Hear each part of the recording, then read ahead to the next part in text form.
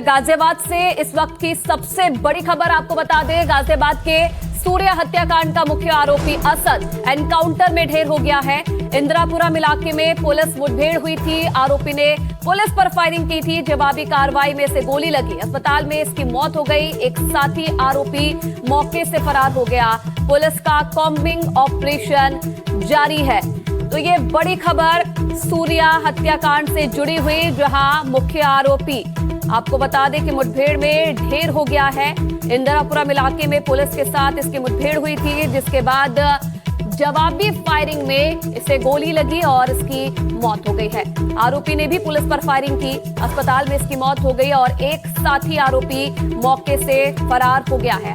Police का ये combing operation है जो जारी है। आपको बता दें कि लगातार मुख्य आरोपी की तलाश में थी पुलिस, और जैसे ही इनपुट मिले उसके बाद पुलिस मौके पर पहुंची। मुठभेड़ हुई, एनकाउंटर में ये ढेर हो गया है।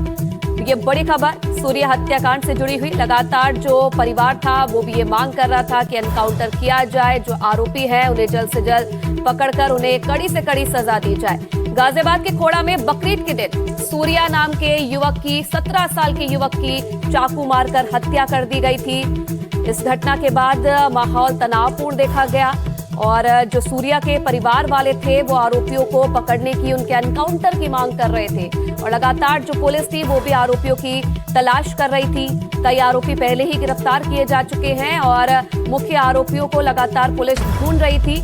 और जैसे ही आज इनपुट मिले उसके बाद पुलिस मौके पर पहुंची और एनकाउंटर हुआ, जिसमें दोनों तरफ से फायरिंग हुई। और जवाबी फायरिंग में, पुलिस की जवाबी फायरिंग में जो मुख्य आरोपी था वो ढेर हो गया है। तो इस वक्त की ये बड़ी खबर। और मुख्य आरोपी असद, जिसे लगातार पुलिस ढूंढ रही थी, वीडियोस भी कई सामने आए थे जिसमें साफ देखा जा रहा था कि कैसे सूर्या को घेरकर कई लोग खड़े हुए थे और देखते देखते उस पर चाकू से इतने हमले किए कि उसकी मौत हो गई। जिसके बाद लगातार जो परिवार था वो भी न्याय की मांग कर रहा था।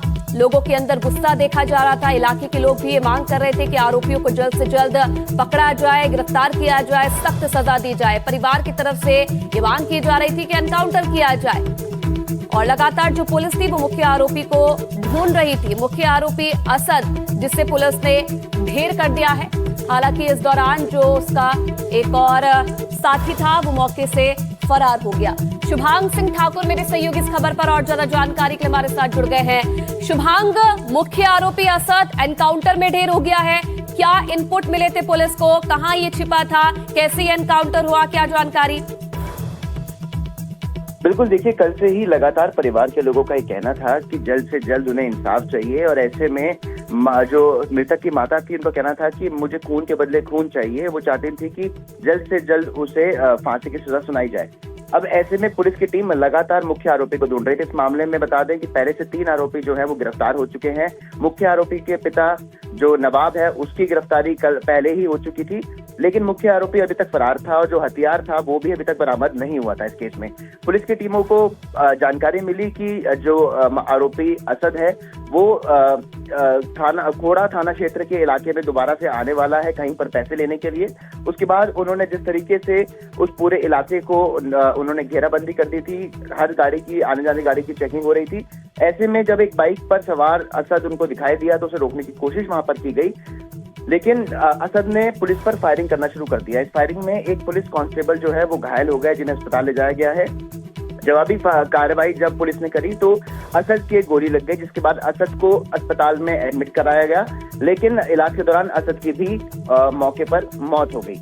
अब फिलहाल जो आरोपी असद है उसका एनकाउंटर यहाँ पर हो चुका है। साफ तौर पर यही मांग लगातार कल मौजूद वहाँ परिवार के निवासियों की थी और साथ ही साथ जो हिंदू संगठन वहां पर पहुंच रहे थे उनकी भी लगातार यही मांग थी कि इस तरीके की कार्रवाई यहाँ पर होनी चाहिए।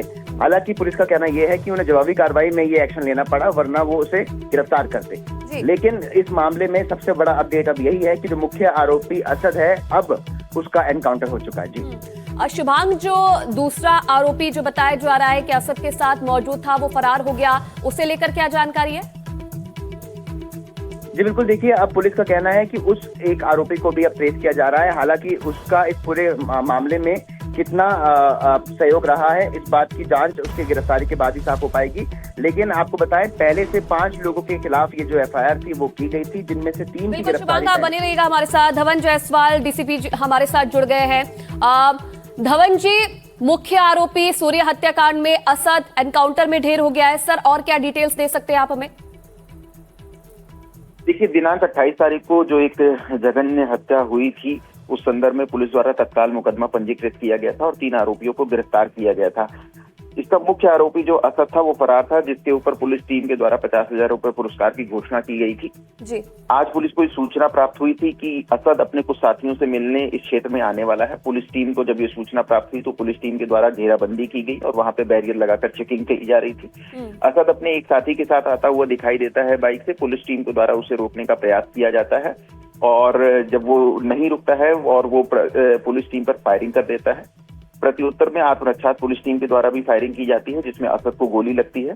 तत्काल पुलिस द्वारा उसे अस्पताल, जो नजदीकी अस्पताल है, उसमें इलाज के लिए भेजा जाता है, जहां डॉक्टरों के द्वारा उसे मृत घोषित कर दिया गया है।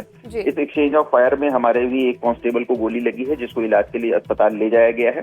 और इसके पास से जो तमंचा है वो बरामद किया गया है और जो बाइक थी उसको भी बरामद किया गया है और इस पूरे प्रकरण में अग्रिम विधिक कार्रवाई की जा रही है। सर, जो दूसरा आरोपी है जो असद के साथ मौजूद था, उसके भी फरार होने की जानकारी मिल रही है। क्या अभी तक उसके बारे में कुछ पता चल पाया है?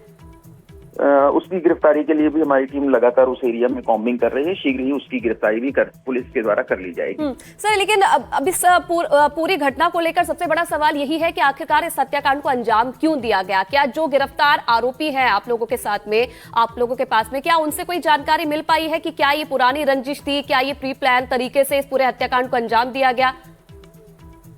देखिए, प्रारंभिक तथ्य जो सामने आए हैं उसमें ये जानकारी प्राप्त हुई है कि ये सारे लोग पूर्व से एक दूसरे से परिचित थे। शुरुआत में कुछ दिन पूर्व इनके बीच बाइक चलाने को लेकर कुछ विवाद की स्थिति बनी थी और 28 तारीख को जब ये लोग मिले थे तो उस समय भी ये विवाद कंटिन्यू था और वहां पर आवेश में आकर जो असद है उसने चाकू से सूर्या चौहान के ऊपर हमला किया था और जिसमें वो काफी गंभीर रूप से घायल हो गए थे और तत्काल उनको इलाज के लिए ले जाया गया था और 29 तारीख को उनकी दुखद मृत्यु हो गई थी। और उस संदर्भ में आगे फिर जब मुकदमा पंजीकृत कर हम लोगों ने आगे कठोर कार्रवाई की है। जी सर, जो बाकी गिरफ्तार आरोपी हैं उन पर अब आगे क्या कार्रवाई करने की तैयारी फिलहाल पुलिस कर रही है?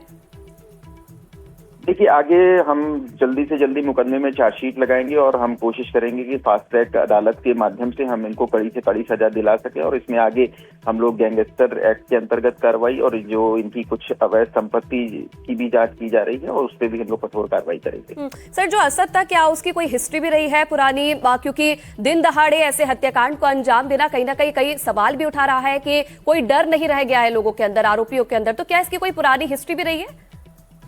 नहीं, इसकी पूरी पुरानी क्रिमिनल हिस्ट्री नहीं है और उस दिन इसने पहली बार इस तरह के जघन्य हत्याकांड को अंजाम दिया था और पुलिस लगातार प्रणबद्ध है कि जो भी इस तरीके के जघन्य अपराध करेंगे उनके विरुद्ध कठोर से कठोर कार्रवाई की जाएगी।